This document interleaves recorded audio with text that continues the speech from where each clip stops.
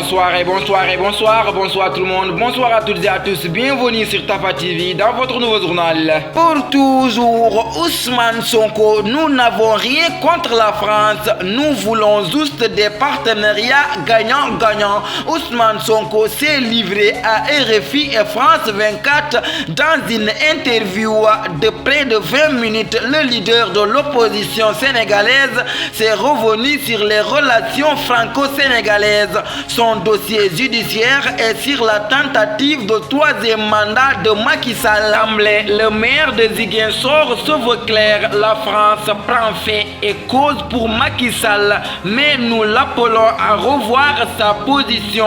On a été présentés comme des anti-français notoires, mais nous n'avons rien contre la France. Nous voulons la révision de certains actes, notamment économiques. Pour toujours, Ousmane Sonko sur le test ADN, on n'est pas dans un dossier ordinaire. Sur RFI et France 24, Ousmane Sonko a fermement démenti les accusations de viol pour lesquelles il a été inculpé après une plainte déposée en février 2021.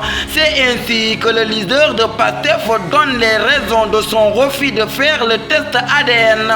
Placé sous contrôle judiciaire en mars 2021, il se dit victime d'un complot d'État initié par des proches du président sénégalais. Sonko campe sur sa position. Il n'a jamais été question de viol et ne sera jamais question de viol me concernant, a tonné Ousmane Sonko.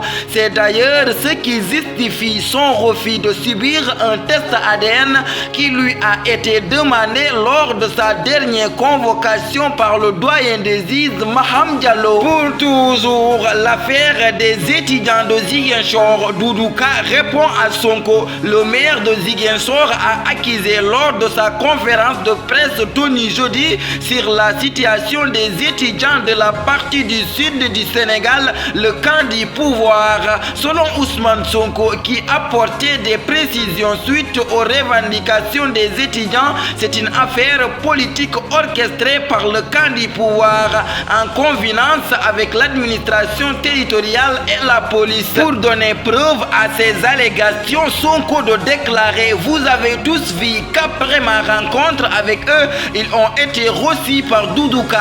En outre, il leur a permis de manifester à la veille des législatives, au moment où à Ziguinchor on nous interdisait de le faire, alors que notre liste a été découpée. Pour toujours, l'anecdote folle de Aïssata Tall Sall sur Antoine Diome. Le jour où Antoine Félix Diome m'a refoulé, je suis fier de le raconter. Un jour, alors que j'étais sur le point de prendre mon vol, il m'a notifié que le chef de l'État a donné l'instruction selon laquelle toute personne qui n'a pas d'ordre de mission ne doit pas sortir du pays, a raconté le ministre des Affaires étrangères et des Sénégalais de l'extérieur. Aïssata Tall Sall, qui a voulu raconter l'intégralité de l'anecdote, a expliqué qu'elle a beau notifier au ministre de l'Intérieur qu'elle voyageait sur l'ordre du chef de l'État, ce dernier est resté sur sa position. C'est seulement une fois de retour à la maison que le président m'a demandé pourquoi je n'étais pas parti. Je lui ai signalé qu'Antoine m'a refoulé. Pour toujours, Serigne Bass à Mamour Diallo, c'est compliqué à Touba, mais nous avons confiance en vous. Le directeur général de l'Office national de l'assainissement du Sénégal, ONAS, a procédé à des visites de chantier à Touba, une visite qui entre dans le cadre de la lutte contre les inondations. Mamour Diallo a également été reçu par le Khalifa général des Mourites, avec qui il a abordé la question des inondations à Touba. Le DG de l'ONAS a aussi rendu visite à Serigne Bass Abdou Khadre. Ce dernier lui a exposé l'ampleur des problèmes dans la cité religieuse avant de lui témoigner toute sa confiance pour trouver des solutions idoines. Pour toujours, à Sédhiou, un véhicule militaire se renverse et fait plusieurs blessés.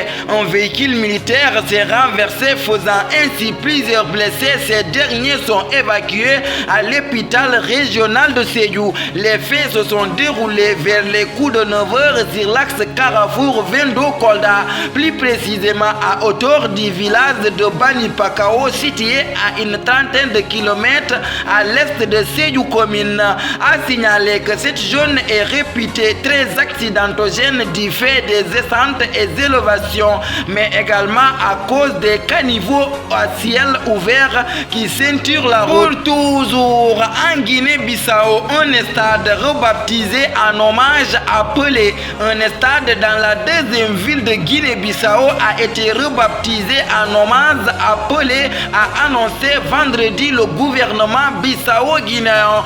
Après avoir observé une minute de silence à la mémoire de l'idole mondiale décédé le 29 décembre, le gouvernement bissau-guinéen a décidé d'attribuer le nom de Pelé au stade régional de Bafata d'une capacité d'environ 15 000 places, indique un communiqué gouvernemental publié vendredi après le Conseil des ministres jeudi. Pour toujours au Mali, le colonel Assimi Goïta accorde sa grâce aux 49 soldats ivoiriens. La bonne nouvelle pour les 49 soldats ivoiriens est tombée dans la soirée. Ils ont été graciés par le colonel Assimi Goïta, arrêté en juillet et condamné. Les 49 soldats vont rentrer en Côte d'Ivoire. Reste à définir les modalités de leur libération. L'annonce est tombée dans la soirée ce vendredi via le communiqué numéro 43 de la transition malienne, lu sur les ondes de la télévision nationale. Dans un décret, le colonel Assimi Goïta accorde sa grâce avec remise totale des peines aux 49 soldats ivoiriens qui avaient été condamnés la semaine dernière à de très lourdes peines.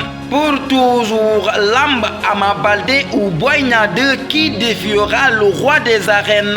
Deux potentiels adversaires de Modou Lo, Ama Baldé et Boy Niang 2 sont en concurrence pour affronter le roi des arènes cette année. Si le fils de Falaye Baldé avait été tout proche de croiser l'année dernière, le fils de De Gaulle a apparemment pris de l'avance pour défier Modou Lo après sa brillante victoire devant Balla Gaye 2. Ama Baldé et Boy Niang 2 peuvent-ils devenir des frères ennemis? C'est en tout cas une possibilité tant que les deux lutteurs sont sur une pente ascendante vers les sommets de la lutte sénégalaise et veulent tous affronter le roi des arènes Modou Lo. Pour toujours, Tottenham, un club de Série A sous le charme de Pape Matar Sarr, passe à l'action. Salernitana, club de Série A, discute avec Tottenham concernant Pape Matar Sarr. Le club italien souhaite de faire venir en prêt, mais cela dépend aussi de la décision du joueur. Pape Matar Sarr joue actuellement sa première saison à Tottenham. Maintenant, il y a eu des rumeurs selon lesquels le Sénégalais passerait en Série A. Tottenham a mis presque 17 millions d'euros sur la table pour Pape Matar Sarr. Il y a eu 1 an et demi, le jeune a resté en prêt au FC Metz et discute maintenant sa première saison avec les espoirs. Tafa Actu, le 7 janvier 2023, la croyance positive à la réalisation de votre objectif est le germe qui fertilisera l'œuvre de votre pensée. Ces mots mettent fin à notre édition. Merci de votre fidélité, de rester sur les antennes de Tafa TV. Que la paix et la miséricorde de Dieu soient avec vous. Bonsoir.